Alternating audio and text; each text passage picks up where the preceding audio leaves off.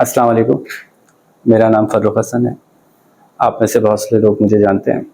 जो नहीं जानते उनके लिए थोड़ा सा तारुफ़ कि एजुकेशन से मेरा कुछ 25 साल के करीब वास्ता रहा है और तकरीबन हर ही दर्जे में एजुकेशन के साथ कुछ ना कुछ काम किया है।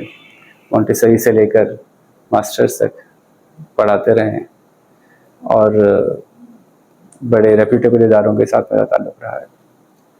ज़्यादा तफसील में नहीं जाते, ज़्यादातर लोगों को पता ही है। 2007 में एक रिसर्च प्रोजेक्ट मैंने टेकअप किया था और उसके साथ साथ मैं थोड़ा सा मंजर आम से गायब हो गया था। उसकी वजह ये थी कि चाह मैं ये रहा था कि पूरी तरह से कंसंट्रेट करूं अपने प्रोजेक्ट के ऊपर। इस प्रोजेक्ट में मेरे साथ कुछ बड़ी अहम लोगों की टीम थी जो यहाँ बैठे भी हैं माशाल्लाह हमारे साथ, और हमने मिलकर एक प्रोजेक्ट टेकअप किया था। हमारा मकसद ये था कि सोसाइटी को हम कैसे बेहतर कर सकते हैं, सोसाइटी के लिए हम क्या कर सकते हैं, और बहुत सारी डायमेंशन से हमने देखा था। स्पेशलिटी मेरी इकोनॉमिक्स और एजुकेशन है। इकोनॉमिक्स को भी देखा था और एजुकेशन को भी देखा था, और समझ में आया था कि एजुकेशन का हाल बहुत ज़्यादा ख़राब है और हमारा कुछ एक्सपीरियंस ऐसा रहा है कि हमें लग रहा था कि हम शायद कुछ ठीक कर सकते हैं। उस ज़माने में भी यानी 2007 में भी बहुत से लोग ये कमेंट कर रहे थे कि एजुकेशन सिस्टम में मसले हैं और उसको ठीक होना चाहिए, बल्कि कुछ प्रपोज भी कर रहे थे। और उन प्रपोजल्स की वजह से भी एक और हमारे पास एक इनिशिएटिव ये बना कि ये प्रपोजल्स ठीक नहीं है क्योंकि अप्लाइड नहीं है। ऐसा सोचा जा रहा है कि ऐसा कर लेना चाहिए, लेकिन वैसा करके देखा नहीं है किसी ने। तो हम चाहते थे कि एक ऐसा सोल्यूशन दें जो हमारे मुल्क के एजुकेशन के मसले, इन जनरल पूरी दुनिया के एजुकेशन के मसले, स्पेसिफिक टू आवर कंट्री तो हो ही, लेकिन वो जनरली एक्सेप्टेबल हो, उन मसलों को हल कर सकें। और वो हल करके उसको एक्सपेरिमेंट करके, उसका ट्रायल करके, उसको अप्लाई करके फिर हम किसी नतीजे पर पहुँचें, बजाय इससे कि हम ये सिर्फ क्लेम करें कि ऐसा कर लेना चाहिए है। तो इस रिसर्च प्रोजेक्ट को हमने स्टार्ट किया था 2007 में, जिसमें कि हम पूरी एक टीम हमने इस्टेब्लिश की थी। उस टीम में जो है वो हमारे पास कुछ ऐसे मेंबर्स भी थे जो कि सजेशंस देने के लिए उसके साथ हमारे साथ जुड़े हुए थे। कुछ ऐसे थे जो इफेक्टिवली उसमें वर्क कर रहे थे, उसके साथ फुल टाइम एम्प्लॉयड थे, और मोस्ट ऑफ द ग्रुप जो था वो उसके साथ वॉलंटियरली काम कर रहा था। तो डायरेक्टली अब हम जंप इन करते हैं, आप लोगों को बोर नहीं करते।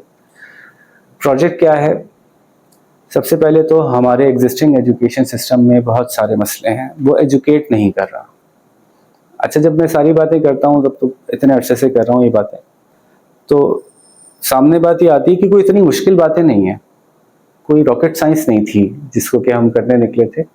करते करते मुश्किल ज़्यादा इसलिए हुई कि जो स्टैब्लिश हो गया है ना सिस्टम, वो बहुत स्टेल है, वो बहुत ख़राब है और बहुत ज़्यादा डीपली स्टैब्लिश हो गया, लोगों के जहनों में बहुत जम गया है कि ये ऐसे ही होती है एजुकेशन। उसमें ज़्यादा हमें मेहनत लगी।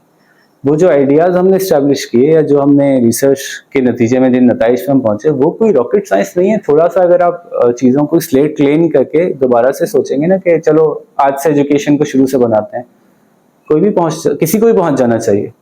कोई बहुत ज़्यादा उसके लिए कोई बैकग्राउंड ऐसा नहीं होना ज़रूरी, मेरा ख्याल है। तो हमारे एग्जिस्टिंग एजुकेशन सिस्टम में सबसे बड़ा मसला ये कि उसके ऑब्जेक्टिव से ही हमें एतराज़ था। पहला एतराज़ तो ये था कि एक्चुअली ऑब्जेक्टिव है ही नहीं कोई। आप जिस प्रोसेस से गुजार रहे हैं अपने बच्चों को, उस प्रोसेस के नतीजे में होगा क्या, उसके इंडिकेटर्स हैं हमारे पास। इंडिकेटर्स जो हैं वो एग्जामिनेशन सिस्टम है। एग्जामिनेशन सिस्टम हमें ये बताता है कि ये क्या चीज़ बन के निकलने वाली है। एग्जाम सिस्टम क्या करता है कि वो बच्चे की राइटिंग को टेस्ट करता है, राइटिंग स्किल्स को टेस्ट करता है, और रिप्रोडक्शन ऑफ कॉन्सेप्ट्स को टेस्ट करता है, जो खुद ब खुद बच्चे को इस तरफ पुश करते हैं कि ज़्यादा आसान है इस सिस्टम को से गेट थ्रू करना अगर बच्चा चीज़ों को याद कर ले। तो ऑटोमेटिकली हमारी पूरी एजुकेशन सिस्टम जो है वो बच्चे को पुश कर रहा है, साल हर साल, और हर साल में कई कई दफ़ा, 3-3 दफ़ा एग्जाम्स होते हैं। बार बार बच्चे को याद दिलाया जा रहा है कि तुम्हारा असल में इम्तिहान ये है, तुम्हारी असल कामयाबी ये है कि तुम्हें कितना याद है। क्योंकि चीज़ों को समझना, समझ के एक्सप्लेन करना, मैंने तो उस अंदाज से नहीं बताया, मेरी वो लैंग्वेज नहीं थी, मैं उस तरह से एक्सप्रेस नहीं कर पाया, नहीं आपको एग्जैक्टली उन्हीं वर्ड्स में करना है, आपको वही बातें रिपीट करनी है। तो फिर बहुत आसान होता है ऐसी सूरत में, इस प्रेशर में बहुत आसान होता है कि आप याद कर लें। और आपको और हमको सबको पता है ये बात, मतलब मैं कोई अचंभे की बात नहीं कर रहा। अगेन जैसे मैंने कहा ना, मैं कोई नई बात नहीं करूंगा, आपको सब बिल्कुल इससे रिलेट कर सकते हैं कि हम मैथ्स भी याद करते हैं, हम साइंस भी याद करते हैं, मैथ्स भी याद करते हैं, इस्लामियत भी याद करते हैं। हमारा मजहब है, हमारा दीन है, हमारा रिलीजन है, हमारा ज़ाब्ता हयात है, उसको याद करते हैं। तो हमारा एजुकेशन सिस्टम फ्रॉम ऑब्जेक्टिव ही मसला था। तो हमने 2007 में ऑब्जेक्टिव के ऊपर काम किया था कि ऑब्जेक्टिव्स अगर हम स्क्रैच से बनाएं। हमारे पास एडवांटेज ये था अल्हम्दुलिल्लाह कि हम जिस टीम के साथ काम कर रहे थे उसने इतना हमें फ्री हैंड दिया था कि आप जो भी प्रोजेक्ट जिस तरह से भी रन करना चाहें, आपके ऊपर, आपकी क्रिएटिविटी की, आपको क्रिएटिव लिबर्टी पूरी है आपके पास। तो हमने जो है वो यहाँ से शुरू किया कि चलो शुरू से ऑब्जेक्टिव सेट करते हैं, और ये देखा कि किसी अच्छे एजुकेशन सिस्टम के ऑब्जेक्टिव्स क्या होने चाहिए। दुनिया भर को स्टडी किया, थोड़ा पास्ट को स्टडी किया आपने कि पहले कैसे होते थे। पहले भी तो हम बड़े अच्छे थे ना, दुनिया में हम तरक्की कर रहे थे, दुनिया की लीडिंग अक़वाम में से थे। तो अभी पता ही चला कि हमारे कुछ बुनियादी ऑब्जेक्टिव्स में से सबसे पहले तो लिटरेसी होना चाहिए। और लिटरेसी हम कहते हैं कि जो चीज़ उसको दी जा रही है वो उसको आ रही हो, लिटरेसी तभी होगी। अगर मैंने उसको इंग्लिश पढ़ा रहा हूँ तो इंग्लिश लिखना सिखा रहा हूँ तो वो इंग्लिश लिख सके। ये ना हो कि वो क्लास 3 की बुक के सवालों के जवाब दे सके। इस चीज़ का इम्तिहान नहीं हो कि वो क्लास 3 के बुक के सवालों के जवाब दे सकता है नहीं दे सकता, बल्कि उसको इंग्लिश लिखनी आ गई या नहीं आ गई। पूरी दुनिया ऐसे हो चुकी है। मैं इसलिए कह रहा हूँ कि ये कोई रॉकेट साइंस नहीं है, लेकिन हम जिस सिस्टम पे चल रहे हैं वो इतना ज़्यादा इनग्रेव्ड है कि उसमें ये बातें कुछ अचंभा लग रही। तो लिटरेसी हो, चाहे इंग्लिश की हो, उर्दू की हो, मैथ्स की हो, जो भी सब्जेक्ट पढ़ाया जा रहा है वो सब्जेक्ट एब्जॉर्ब हो, बच्चा उसको यूज कर सकता हो, तो इसको हम लिटरेसी कहते हैं। दूसरा हमने देखा कि अगर हम नए सिरे से ही सिस्टम बना रहे हैं तो ऐसा हो सकता है कि हम उसको बेहतर करें, अच्छी चीज़ कर दें। तो अच्छे से अच्छा ये हो सकता था कि हम बच्चे को सेल्फ लर्नर बना दें। अब ये सेल्फ लर्नर क्या होता है? सेल्फ लर्नर एक ऐसा बच्चा है जो इस प्रोसेस से गुजर जाता है, जो लर्निंग कैसे होती है वो ये सीख जाता है। सेल्फ लर्नर कोई अफलातून बच्चा नहीं है, बल्कि वो लर्निंग प्रोसेस के साथ इतना ज़्यादा उसकी एफिनिटी डेवलप हो जाती है, इतना ज़्यादा वो यूज्ड टू हो जाता है लर्निंग प्रोसेस से कि वो खुद से लर्न करना सीख चुका होता है। तो हम ये समझते हैं कि क्लास 6 के एंड तक अगर बच्चा सेल्फ लर्नर बन चुका हो, यानी वो बच्चा ये जानता हो कि किताब से कैसे पढ़ते हैं, खुद से सवाल कैसे सॉल्व करते हैं, रिसर्च कैसे करते हैं, क्या डिमांड की जा रही है किसी सब्जेक्ट में उससे, वो ये बात को समझता हो, उसको करने की कोशिश कर सकता हो, उसको पता हो कि रिसोर्सेज कहाँ से मिलेंगे, मुझे मालूमात कहाँ से जमा करनी है, मुझसे जवाब किस तरह से एक्सपेक्ट किए जा रहे हैं। तो ऐसे बच्चे को क्लास 7 में आके पढ़ाना कितना आसान है। अब मुझे उसको चैप्टर्स खोल के उसको वर्ड बाय वर्ड नहीं पढ़ाना, मैं उसको मार्क करके नहीं देना कि बेटा यहाँ से यहाँ तक जवाब है, ये पढ़ लो, ये लिख के ले आना। बल्कि अब वो टीचर जिसको कि ऐसा बच्चा मिल गया क्लास 7 में, वो टीचर बहुत ज़्यादा डेप्थ में जा सकता है। अब उसको सतही तौर पे पढ़ाने की ज़रूरत ही नहीं है, वो तो खुद ही पढ़ के आ जाएगा बच्चा। ना सिर्फ ये कि वो टीचर डेप्थ में जा सकता है, बल्कि एजुकेशन का एक नेक्स्ट जो ज़रूरत है, एजुकेशन के ज़रिए से हम कनेक्ट करते हैं इवेंचुअली सोसाइटी से। ये हमारी सोसाइटी का तरीका ऐसा ही है, पाकिस्तान में ऐसे ही होता है कि अगर आपको प्रोफेशनली कुछ कनेक्ट करना है ना, अब आप बड़े हो गए, तो बड़े होने का मतलब है कि आप एजुकेशन से फारिग हो गए। इसका मतलब है कि एजुकेशन की जिम्मेदारी ये भी थी कि वो आपको आपके सोशल रोल्स से कनेक्ट करवा दे। तो अगर एजुकेशन सोशल रोल से कनेक्ट करवाने की जिम्मेदार हो गई है, तो फिर उस रोल को प्ले करने के लिए बच्चे के पास टाइम होना चाहिए।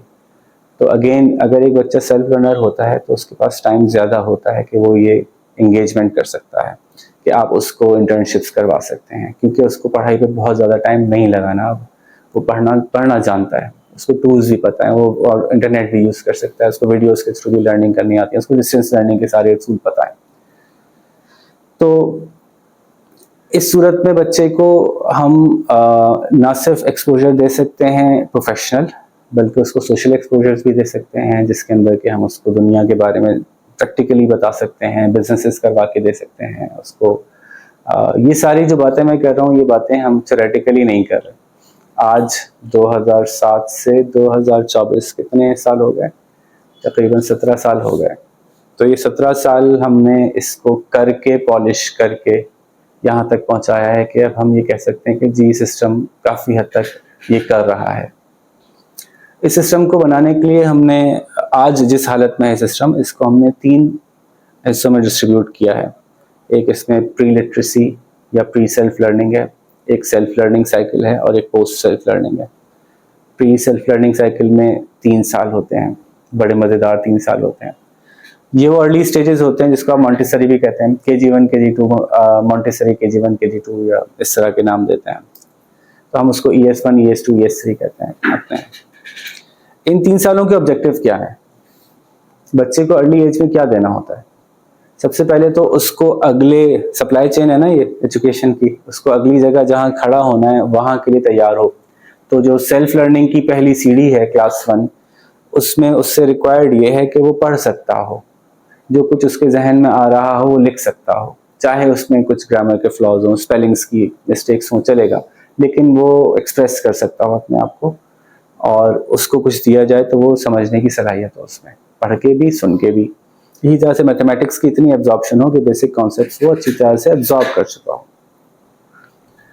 तो अब इस काबिल बनाने के लिए आप बैक ट्रैक करें, रिवर्स इंजीनियर करें कि जी मैं अगर ये बच्चा मुझे चाहिए क्लास 1 में तो अर्ली स्टेजेस में मुझे क्या देना है। तो इस पे हमने काफ़ी रिसर्च की, काफ़ी मेहनत की, बहुत सारे मदारिस से गुजरे, बहुत सारी चीज़ें करके देखी हैं, पता चला कि यार ये ऐसे नहीं, ऐसे होना चाहिए था। बहुत छोटी सी मिसाल मैं आपको दूंगा कि हमारे यहाँ उर्दू में नस्तालीक फ़ॉन्ट सिखाया जाता है, और नस्तालीक उर्दू का वो फ़ॉन्ट है जो सबसे खूबसूरत फ़ॉन्ट है उर्दू का, वाकई बहुत हसीन फ़ॉन्ट है और उसमें बहुत अच्छा लिखता है, उर्दू लिखी अच्छी लगती है। तो लेकिन नस्तालीक सीखने के लिए 3 साल चाहिए होते हैं, क्योंकि नस्तालीक में एक एक हर्फ की कई कई अशकाल हैं। बे की गालिबन 14 अशकाल हैं नस्तालीक में, कि बे मीम के साथ आता है तो अलग शक्ल में बनता है, जीम के साथ आता है तो अलग शक्ल में बनता है। इस वक्त ना टीचर को पता है क्या कि ये कौन कौन सी अशकाल हैं, क्यों हैं, अक्सर टीचर्स को नहीं पता, और ना बच्चे को समझ में आ रहा होता है कि कभी ऊपर कभी नीचे क्यों ले जाया जा रहा है मुझे। तो एक बड़ी बेसिक सी चेंज थी। एक और फॉन्ट होता है जो उर्दू में हम कम इस्तेमाल करते हैं, अब तो इंटरनेट पर नज़र आने लगा है, जिसको नस्ख कहते हैं, यानी वो जो कि लाइन पे लिखा जाए।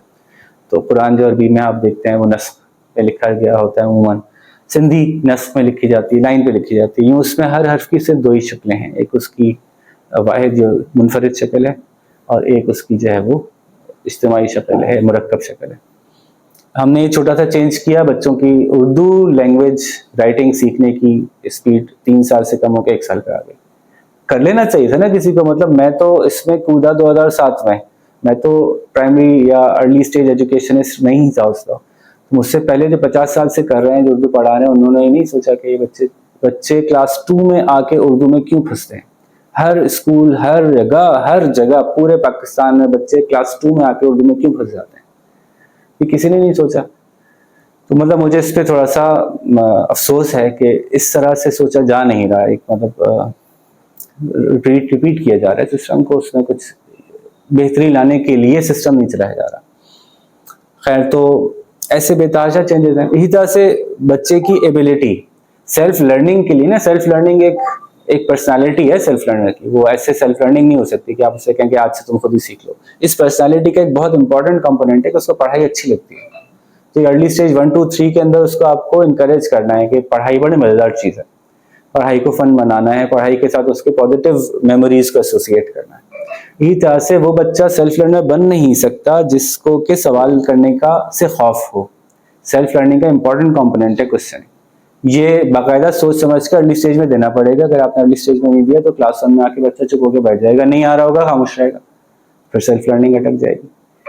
तो ये क्वेश्चनिंग बच्चे को बाकायदा इनकरेज करवाई जाएगी, बच्चे को बाकायदा सिखाया जाएगा कि सवाल करते हैं अदब के दायरे में रहते हुए कैसे करते हैं। अब आप इख्तिलाफ कर सकते हैं टीचर से, आप कह सकते हैं कि नहीं ये तो नहीं, और बाकायदा टीचर इस चीज़ को इनकलकेट करती है बाज़ औक़ात ऐसे कॉन्सेप्ट्स इंट्रोड्यूस करवा के जो उसको पता होता है कि बच्चे को उससे ज़्यादा पता है, या जो टीचर बता रही है बच्चे को ज़्यादा सही पता है, और बच्चा उसमें इंटरजेक्ट करता है, बच्चा कहता है कि नहीं ये यूँ तो नहीं, ये तो यूँ होना चाहिए था ना, हाँ ये तो यूँ होना चाहिए था। खैर, और कंबाइंड रिसर्च कि ठीक है हम और आप मिलके सीखते हैं का कॉन्सेप्ट। तो दूसरी बात मैंने आपको बताई कि एक तो आपने लिटरेसी तो दी ही दी उसको, साथ में आपको उसको क्वेश्चनिंग फिर उसको सिखाना है आपको कि पढ़ाई में कितना मज़ा आता है। और आखिरी एक और बहुत इंपॉर्टेंट बात है, फेलियर का खौफ सेल्फ लर्नर नहीं बनने देगा, ये भी हमने सीखा। तो समहाउ उसको ये सिखाना है कि आपको जो मार्क किया जाएगा वो मार्क किया जाएगा आपकी एफर्ट पे, आपके फाइनल आउटकम पे मार्क नहीं किया जाएगा, बल्कि एफर्ट पे मार्क किया जाएगा। और उस एफर्ट की कम्युनिकेशन को बहुत ज़्यादा बच्चे को आदी बनाया जाता है। यानी यूं समझिए कि हमारे यहाँ हमने ये सीखा कि बच्चा अगर आगे जाके उसने सेल्फ लर्नर बनना है तो उसको अपने एजुकेशन का चार्ज लेना है। यानी उसको ये बात करनी है कि मुझे ये होमवर्क मैं कर सकता हूँ, मुझे ये होमवर्क मिल जाना चाहिए, मैं ये होमवर्क नहीं कर सकता, ये ज़्यादा है। फिर जिस चीज़ पे उसने कमिटमेंट कर लिया, टीचर के साथ उसकी इतनी कम्युनिकेशन रहती हो कि वो होमवर्क को घर ले जाने के बाद भी टीचर से कम्युनिकेट कर सके कि ये आ रहा है या ये नहीं आ रहा है, या ये मैं कर पा रहा हूँ या मैं नहीं कर पा रहा हूँ, नहीं कर पा रहा हूँ तो टीचर उसको रिस्पॉन्ड कर दे कि भाई आप ऐसे करके देख लो। लेकिन एक ऐसा बच्चा जो काम तो लेके गया लेकिन वापस आया, उसने कहा मैं कहीं चला गया था, मुझसे हुआ नहीं, तो ये बच्चा है जो कि लाताल्लुक़ होता जा रहा है एजुकेशन से। तो हमने सीखा कि नहीं, बच्चे को हर वक्त रेलिवेंट रखना है, एजुकेशन को, बच्चे को और टीचर को ये ट्राई करना है, इनका रेलिवेंट होना चाहिए। अच्छा, फिर जब आपका बच्चा अर्ली स्टेजेस से निकलता है और क्लास 1 में आता है तो हमने सेल्फ लर्निंग का साइकिल उसका स्टार्ट किया जाता है। सेल्फ लर्निंग के साइकिल का क्या मतलब हुआ कि उसको बेबी स्टेप से गुजारा जाता है। ये भी बहुत बेसिक सी बात है, ऐसे बेबी स्टेप से गुजारा जाता है जिनसे गुजर के वो सीखता है कि मैं खुद से कैसे सीख सकता हूँ। शुरू में उसको ऐसे मटेरियल दिया जाता है जिसमें हेल्प ज़्यादा होती है, उसमें बिल्ट इन होती है, और उसको ये नहीं महसूस करवाया जाता है कि हेल्प इसमें बिल्ट इन थी, बल्कि उसको शुरू से ही कॉन्फिडेंस दिया जाता है, नहीं ये तो अरे वाह आपने खुद कर लिया, ये चैप्टर आपने खुद पढ़ा है, चैप्टर आपने खुद सॉल्व किया, इसको आपने खुद से रिजॉल्व किया, ये लर्निंग आपकी हो गई। और यूं आहिस्ते आहिस्ते gradually by the passage of 6 year उसकी हेल्प आहिस्ते आहिस्ते कम करते जाते हैं और उसके ऊपर लोड बढ़ाते जाते हैं और साथ में उसको टेक्निक सिखाते जाते हैं। अब सेल्फ लर्निंग साइकिल के लिए ही एक बड़ी इंपॉर्टेंट हमारी लर्निंग हुई कि हर कॉन्सेप्ट एक जैसा नहीं एब्जॉर्ब होता। कुछ कॉन्सेप्ट्स होते हैं जिनको हम कहते हैं वो सिक्लिकल लर्निंग के थ्रू एब्जॉर्ब हो जाते हैं, कुछ कॉन्सेप्ट्स होते हैं जिनको हम कहते हैं कि वो टोटल एब्जॉर्प्शन के थ्रू एब्जॉर्ब होते हैं। इससे क्या मतलब हुआ? इसका मतलब ये हुआ कि एक डिवीजन का सवाल बच्चे को करने में एडिशन, सब्ट्रैक्शन, मल्टीप्लिकेशन की हेल्प चाहिए। अगर उसको एडिशन, सब्ट्रैक्शन, मल्टीप्लिकेशन नहीं आ रही तो वो डिवीजन नहीं कर सकता। तो ये इसके लिए एक फाउंडेशन रिक्वायर्ड है। ये वो कॉन्सेप्ट है जो कि पीछे वाला कंप्लीट होगा तो आगे वाला कर सकता है। कुछ कॉन्सेप्ट्स ऐसे हैं जो कि अगर अभी नहीं किया तो अगले चैप्टर में फिर कर लेंगे। जैसे कि लैंग्वेजेस में ज्यादातर ऐसे कॉन्सेप्ट्स होते हैं कि अगर उसको मुझे लिखना नहीं आया अभी तो मुझे वो अगले लेसन में लिखना सीख लेगा, उससे अगले लेसन में लिखना सीख लेगा। तो बाज लर्निंग्स स्पाइरली बच्चा एब्जॉर्ब करता है, बाज चीजें बच्चा पहले एक बिल्डिंग ब्लॉक रखा जाएगा तो फिर दूसरा रखा जाएगा। यहाँ पे आ गया हमारा पहला बहुत बड़ा इख्तिलाफ, वो ये है कि हमारे एग्जिस्टिंग एजुकेशन सिस्टम जो हैं वो चूंकि कमर्शियली ऑपरेट कर रहे हैं और प्योरली कमर्शियली ऑपरेट कर रहे हैं। हम भी ये कह रहे हैं कि सिस्टम ठीक है, यकीनन सिस्टम खैरात पे नहीं चले, सिस्टम जो है वो सेल्फ सफिशिएंट हो, लेकिन अगर प्योरली कमर्शियल कर देंगे एजुकेशन को तो फिर आप उसमें बच्चे का भला आपका मकसद नहीं होगा, आपका अपना भला मकसद होगा। तो आप एक साथ 40 बच्चे लेते हैं, जो इस मॉडल की मैक्सिमम आपको रेवेन्यू जनरेट करने का मॉडल है, बैच प्रोडक्शन जिसको हम कहते हैं। 40 बच्चे एक साथ लेंगे, 40 बच्चे एक साथ निकालेंगे, 40 बच्चे एक साथ लेंगे, 40 बच्चे एक साथ निकालेंगे। अगर इन 40 बच्चों में से कोई एक बच्चा अलग से होगा ज्यादा अच्छा या अलग से होगा ज्यादा कमजोर, दोनों सूरतों में आपके लिए वो प्रॉब्लम है, क्योंकि आपको इस 40 के बैच से हटा के उस पर जॉब प्रोडक्शन में जाना पड़ेगा। ये आप नहीं करना चाहते क्योंकि कमर्शियल, इसका एंगल कमर्शियली अच्छा नहीं है। लेकिन मैं ये कह रहा हूं कि इसके बगैर एजुकेशन हो नहीं सकती। इसके बगैर जो हो रहा है ये वो बच्चा है जो खुद से पढ़ के, खुद से मसलों को निपटा के खुद ही से निकल पा रहा है। ये सिस्टम तो उसको सपोर्ट नहीं कर रहा। सिस्टम की सपोर्ट तब होती कि जब बच्चा किसी ऐसे कॉन्सेप्ट में जिसका के अच्छी तरह से एब्जॉर्ब होना अगले कॉन्सेप्ट के लिए जरूरी था, उस कॉन्सेप्ट को जब तक बच्चा क्लियर नहीं करे उसको नेक्स्ट लेवल कॉन्सेप्ट का ना देके जाता। ठीक है ना? जैसे कि ये इतनी बेसिक सी बात है जो कि गाड़ियों के मैकेनिक को पता है कि उनके वर्कशॉप में जो काम सीखने के लिए आता है, जब उसको पानों के नंबर पता होते हैं तो फिर वो अगले काम पे जाता है ना। वो इंजन बनाने के लिए नहीं, एक ऐसा नहीं है कि बेटा 2 महीने में इंजन पे खड़े हो गए, तुम आए या नहीं आए मुझे नहीं पता। बल्कि उसको ये आएगा तो वो इंजन पे जाएगा, ऐसे नहीं चला जाएगा। तो इसी तरह से बहुत से जो टोटल एब्जॉर्प्शन के कॉन्सेप्ट्स हैं, वो जब तक पूरी तरह से एब्जॉर्ब नहीं होंगे तब तक बच्चे को आप आगे नहीं कर सकते। तो फिर अब ये होगा कैसे, ये कमर्शियली पॉसिबल कैसे होगा कि बच्चा, क्या ये ऐसे हो रहा होगा कि बच्चा एक सब्जेक्ट में जो है वो एक अलग स्पीड से जा रहा होगा, दूसरे सब्जेक्ट में अलग स्पीड से जा रहा होगा? जी ऐसे ही होगा, ऐसे ही करना पड़ेगा और ये डिजाइन करना पड़ेगा। यहाँ पे हम बाकी जो तमाम मेन स्ट्रीम हमारे एजुकेशन सिस्टम चल रहे हैं, वहाँ यहाँ पे सबसे बड़ा हमारा इख्तिलाफ है। मैं इसकी अक्सर मिसाल देता हूँ कि अगर क्लास 3 में आपका बच्चा है, अब वो मैथ्स कर रहा है और मैथ्स में उसको 50% मैथ्स आती है, 3 के एंड पे उससे एग्जाम लिया जाएगा, उसको 50 नंबर देके 4 में कर दिया जाएगा। और 4 क्लास में जब वो जाएगा तो उसको 4 क्लास की मैथ्स करने में कितनी मुश्किल होगी जब उसको 3 की मैथ्स 50% नहीं आ रही थी। फिर 4 का एंड होगा, इम्तिहान होगा, 50 नंबर लेके 5 में चला जाएगा और मशहूर हो जाएगा ये मैथ्स में डफर बच्चा है। 50% बच्चे हमारे मैथ्स में इसीलिए डफर हैं क्योंकि जो कॉम्प्लेक्स कॉन्सेप्ट्स आते हैं 2 क्लास के बाद आना शुरू होते हैं और उनको वहाँ पे वो फंसना शुरू हो जाते हैं और उमूमन उनको 2 से 3 महीने एक्स्ट्रा चाहिए होते हैं। उस स्पेसिफिक सब्जेक्ट के साथ 2 से 3 महीने एक्स्ट्रा चाहिए थे जिसमें कि उनका वो बेसिक प्रॉब्लम रिजॉल्व हो जाता और फिर वो खुशी खुशी क्लास के साथ आगे चले जाते। ये टाइम देने के लिए हमारे स्कूल्स के सिस्टम्स के पास ये टाइम नहीं है ये देने के लिए। तो हम ये समझते हैं कि ये एक बहुत बड़ा फ्लॉ है एग्जिस्टिंग सिस्टम में, इसको हमने सर्कमवेंट किया और हम दोनों सब्जेक्ट्स, यानी हमने इस काम के लिए बाकायदा टर्म कॉइन की, इसको हम कहते हैं कि डिसइंटीग्रेशन बिटवीन द सब्जेक्ट्स।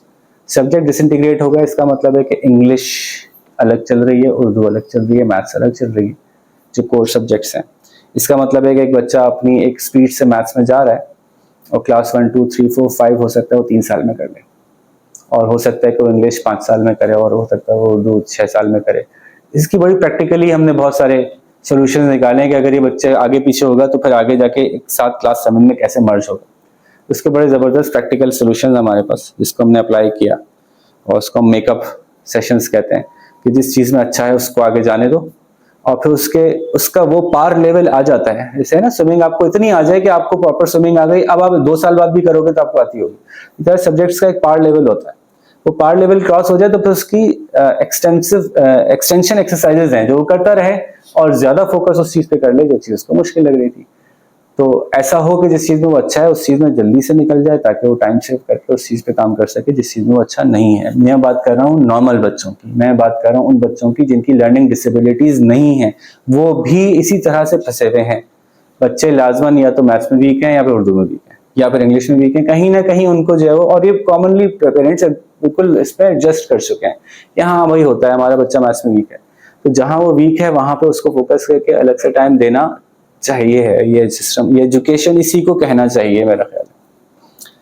तो सब्जेक्ट डिसइंटीग्रेशन होनी चाहिए। और अगेन जैसे मैंने कहा कि इस पर हम बड़ी तफसील से, बहुत, ये 17 साल का प्रोजेक्ट है, ये आधे घंटे में तो मैं नहीं आपको पूरा एक्सप्लेन कर सकता। मकसद इस वीडियो का चूंकि यही है कि मैं कर क्या रहा था ये बता दूं, तो मैं ब्रीफली आप लोगों को एक्सप्लेन कर रहा हूँ। अच्छा, इसी तरह से एक छोटी सी मिसाल और इस रिसर्च में हुआ क्या क्या।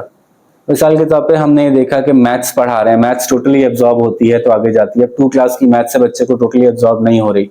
थोड़ा सा अर्सा हमने गुजारा, मैथ्स को स्टडी किया, पता चला मैथ्स को पता नहीं किसने कब ये फैसला किया कि मैथ्स एक सब्जेक्ट है। यूं हुआ कि हर वो चीज जिसमें नंबर आते थे वो एक किताब में डाल दिया गया और उसको मैथ्स का नाम दे दिया गया। हालांकि कॉन्सेप्चुअली बच्चा इन सारी चीजों को अलग अलग तरह ट्रीट कर रहा है।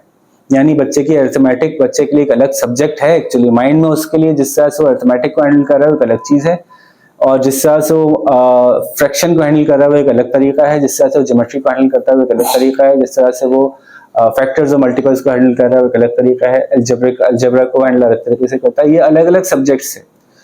और उसकी वजह क्या होती है कि जिन चीज़ों का लाइफ में इंसान को एक्सपोजर होता है वो चीज़ें वो ज़्यादा जल्दी और आराम से एब्जॉर्ब कर रहा होता है। तो आम तौर पे हमारा एक्सपीरियंस ये रहा है कि अरिथमेटिक क्लास 5 तक की करा लो बच्चे से, वो 3 का बच्चा भी कर सकता है।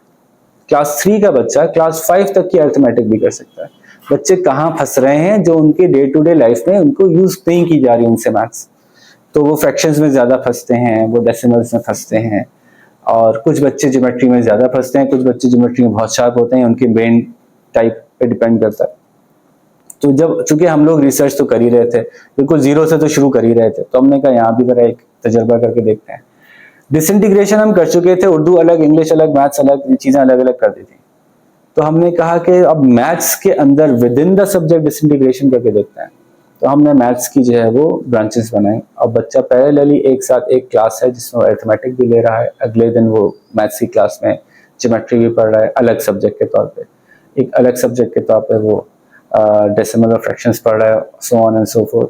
और इतनी जल्दी हमें रिजल्ट्स मिले कि एक बच्चे को हमने क्लास 1 में मैथ्स की बुक दी और उसने 1.5 से 2 साल में 1 से 5 तक की अरिथमेटिक निपटा दी। खुद ब खुद उसने बता दिया कि उसको प्रॉब्लम क्या है। जिस किताब में वो स्लो डाउन हुआ उसमें हमें पता चल गया कि उसको यहाँ प्रॉब्लम है।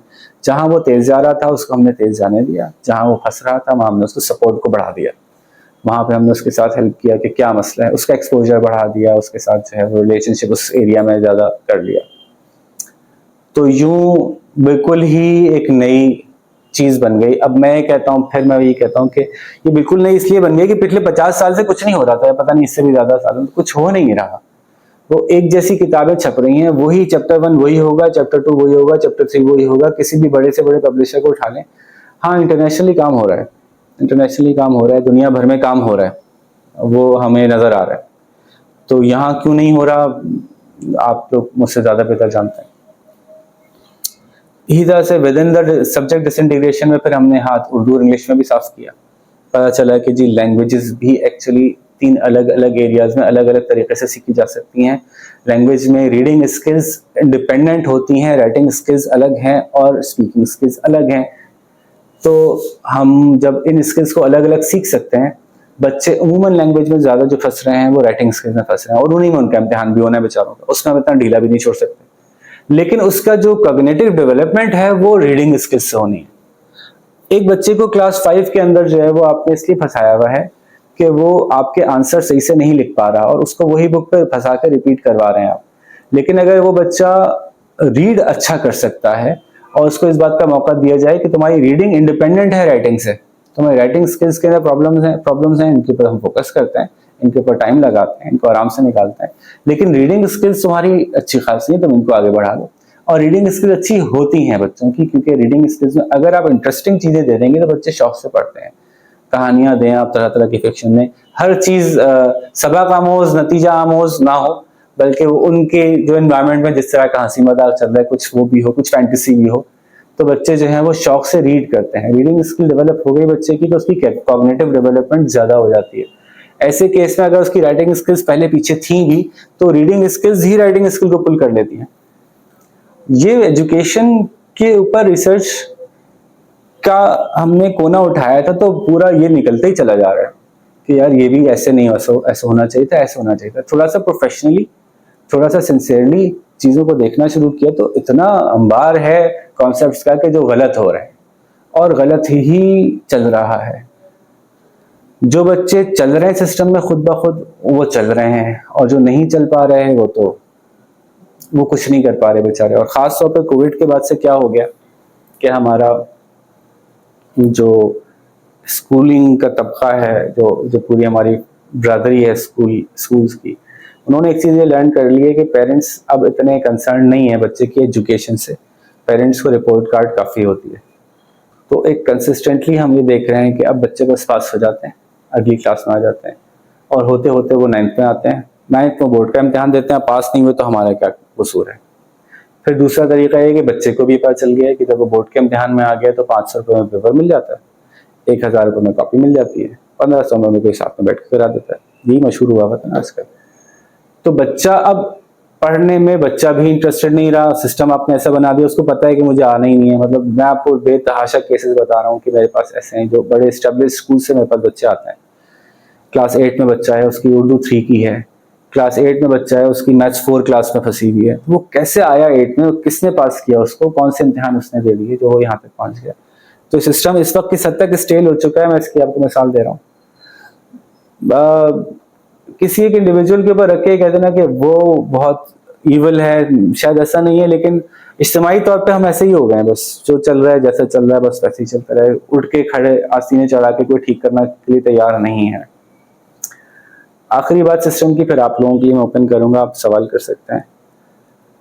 हम ये समझते हैं कि एक और बहुत इम्पॉर्टेंट एलिमेंट है जो हमारी सोसाइटी ने खा गई है इस एजुकेशन प्रोसेस के अंदर, एक बहुत इम्पॉर्टेंट एलिमेंट है, वो है म्यूचुअल सेल्फ रिस्पेक्ट का एलिमेंट। म्यूचुअल सेल्फ रिस्पेक्ट क्या होती है? पुराने ज़माने में हमारे यहाँ होता था ना कि सारी इज्जत उस्ताद की होती थी। उस्ताद अभी भी यही सोचता है, हालांकि चाहे हम दीनी एतबार से देखें, दुनियावी एतबार से देखें, हम इंसान बराबर के हैं। हमें ज़्यादा आता है, थोड़े दिन बाद उसको ज़्यादा आ जाएगा। इल्म सिखाने वाले का जितना दर्जा है उतनी ही हदीसें और रिवायात इल्म सीखने वाले के लिए भी है ना, कितने उसके फजीलतें हैं। रिस्पेक्ट के बगैर एजुकेट नहीं होता इंसान।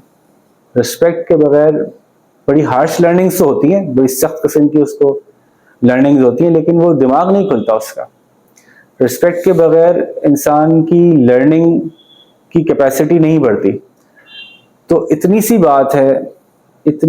बात है कि हम बच्चे को थोड़ी सी रिस्पेक्ट देते हैं, जरा सी उससे मोहब्बत से बात करते हैं, उसकी बात को वैल्यू करते हैं, उसको एहसास दिलाते हैं कि तुम जो कह रहे हो वो सुना जाएगा, और बच्चे की लर्निंग ही डिफरेंट हो जाती है।